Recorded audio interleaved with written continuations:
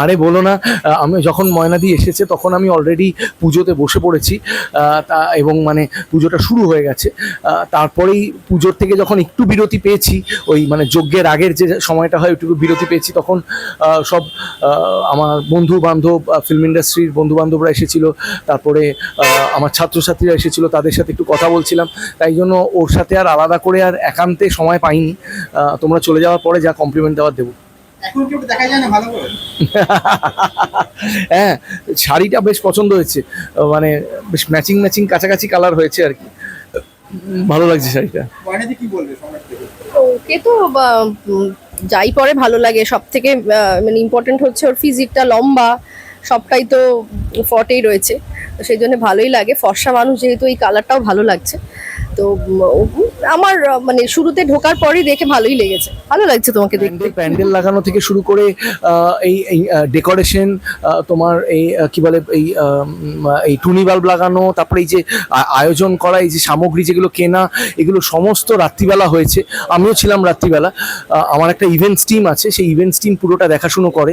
না হলে এত বড় আয়োজন ঠিক মানে একার পক্ষে সম্ভব নয়, বা আমাদের দুজনের পক্ষেও সম্ভব নয়। এটা একটা হিউজ দেখাশুনোর ব্যাপার। খাওয়া দাওয়া আছে, এতগুলো মানুষ, প্রায় 200 জন মানুষের আজকে সমাগম।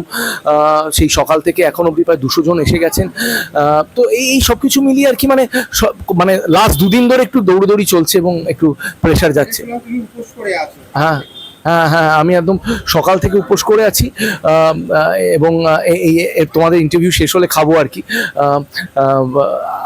ইয়েস, মানে যে মানুষটা একদম টিপিক্যাল নাস্তিক ছিল, সে মানুষটা এখন সারাটা দিন উপোস করে পুজো করছে। এটা আমার কাছেও ভীষণ আশ্চর্যজনক, কারণ এইভাবেই বোধহয় মানুষ বদলে যায়, এইভাবেই বোধহয় মানুষ আধ্যাত্মিক হয়ে যায়। এবং আজ থেকে 3 বছর আগে 2022-এ আমার এরকম একটা স্বপ্ন বলবো বা কসমিক একটা কানেকশন বলবো এলো, যে আমার একটা মন্দির স্থাপনা করো। এবং সেখান থেকে আমার এই মন্দির স্থাপনা করা, এবং মন্দিরে মানে এই তিনটি যে মূর্তি দেখছো, 3 জন এসে গেছে আমার বাড়িতে। এই 3 জনই অদ্ভুতভাবে এসেছে, মানে হাইওয়ে থেকে এসেছে আর কি। মানে আমরা হাইওয়ে করে পুরী থেকে ফিরছিলাম, এমন সময় 2022-এ আসে হচ্ছে গণপতি দেবা, 2023-এ আসে আমাদের হনুমানজি, এবং 2024-এ আসে আমাদের দেবাদিদেব মহাদেব। এবং 25-এ আমরা প্ল্যান করি যে আমরা ওপেনিং করব, কিন্তু 25-এ ঠিক 24-এর শেষের দিকে মাঝখানে আমার বাবা মারা যান, তো তাই জন্য অসুখ চলছিল। তাই 25-এ এসে আমরা গণেশ চতুর্থীর দিন এই মন্দিরটি স্থাপনা করেছি।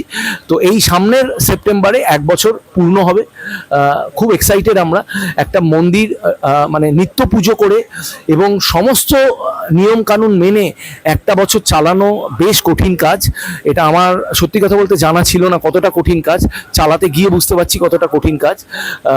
এবং এখন আমরা একেবারে প্রো হয়ে গেছি। এখন আর কি আমরা মানে মন্দির মানে চালানোতে প্রো হয়ে গেছি আর কি। একটা দায়িত্বের মধ্যেই পড়ে, যদিও সবাই খুবই কাছের, তবুও মানে যেহেতু আমাদের এখানে আসছে, সেটা তো ডেফিনেটলি লুক আফটার করাটা আমাদের দায়িত্বের মধ্যে পড়ে। আগামী দিনে দেখো, আমার লেডিস হোস্টেলটার কথা তোমাদের আগেই বলেছি, যে আমার একটি লেডিস হোস্টেল আছে, যেখানে আমার যেটা মনে হয়েছিল যে যারা ডিস্ট্রিক্ট থেকে যে মেয়েরা আসে, তাদের কলকাতায় বাড়ি পাওয়াটা একটা খুব বড় চ্যালেঞ্জ হয়ে দাঁড়ায়, এবং একা মেয়েকে বেশিরভাগ লোকই আর কি বাড়ি দিতে চায় না।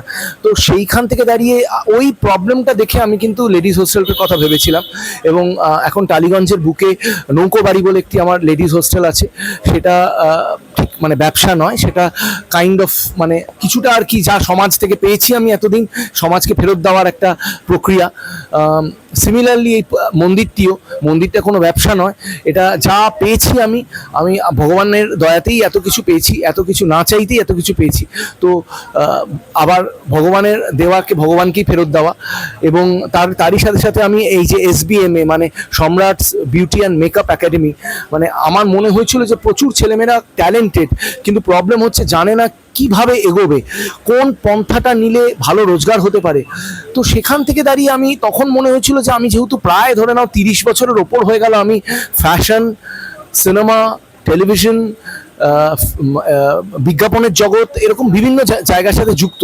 তো আমার মনে হয়েছিল যে যদি এই hair dressing, hair cutting, hair colouring বা মেকআপ বা স্কিন ট্রিটমেন্ট, মানে এই ধরো ফেসিয়াল, এই যে ওয়্যাক্সিং বা এই থ্রেডিং, এই যে এই বিভিন্ন ধরনের যে ওয়েলনেস ইন্ডাস্ট্রি একটা হিউজ ইন্ডাস্ট্রি, কোটি কোটি টাকার ব্যবসা হচ্ছে, কিন্তু সাধারণ মানুষ কিন্তু এটা জানে না।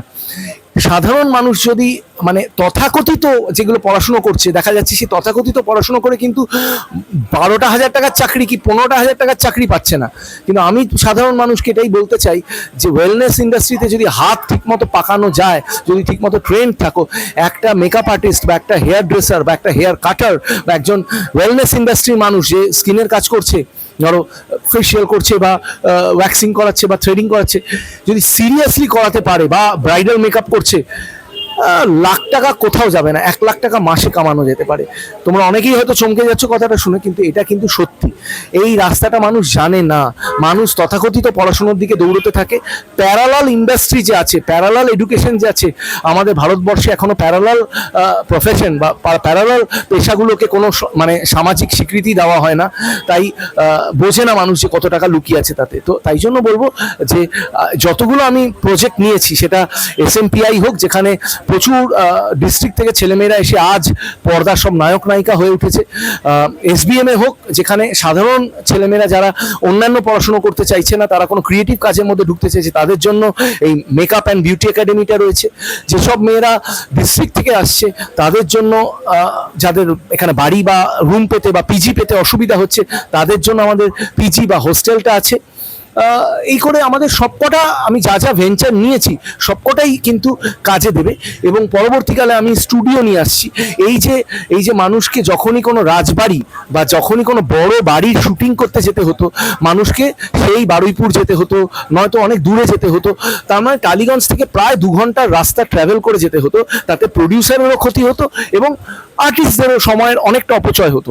তো সেইটাই আমি কলকাতার বুকে একেবারে এমন স্টুডিও নিয়ে আসছি, যেখানে একেবারে তোমরা মানে এই রাজবাড়ির যে ফিলটা, সেটা একেবারে কলকাতার বুকে পাবে তোমরা।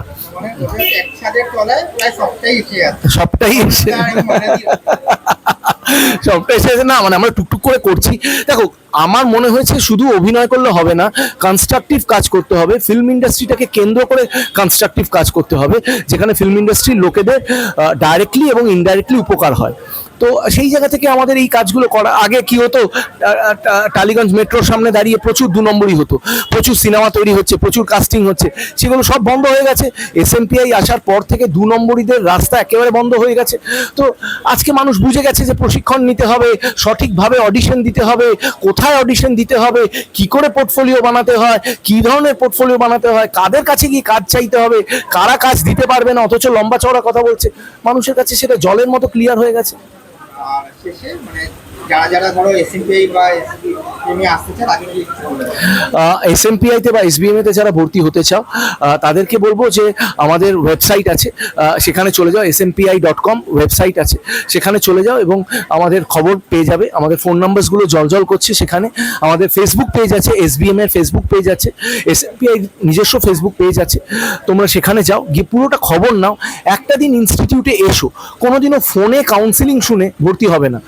এসো, পরিবেশ দেখো, কত দিনকার ইনস্টিটিউট, কত পুরনো ইনস্টিটিউট, কারা ইনভলভড আছে, যারা ইনভলভড আছে, যাদের ছবি ঝোলানো আছে, তারা কি আদৌ ক্লাস করাতে আসে কিনা, সেইগুলো দেখো। দেখে তারপর অ্যাডমিশন নাও। হনুমানজি সবার উপকার করুক, সবার ভালো করুক, সবাইকে সুস্থ এবং শান্তিতে রাখুক। এবং সামনেই ভোট আছে, তাই অনেক অপ্রীতিকর ঘটনা ঘটতে পারে। তাই আগের থেকে বলছি, সবাইকে হনুমানজি সুমতি দিক, সবাইকে সাবধানে রাখুক, সবাই ভালো থাকবেন।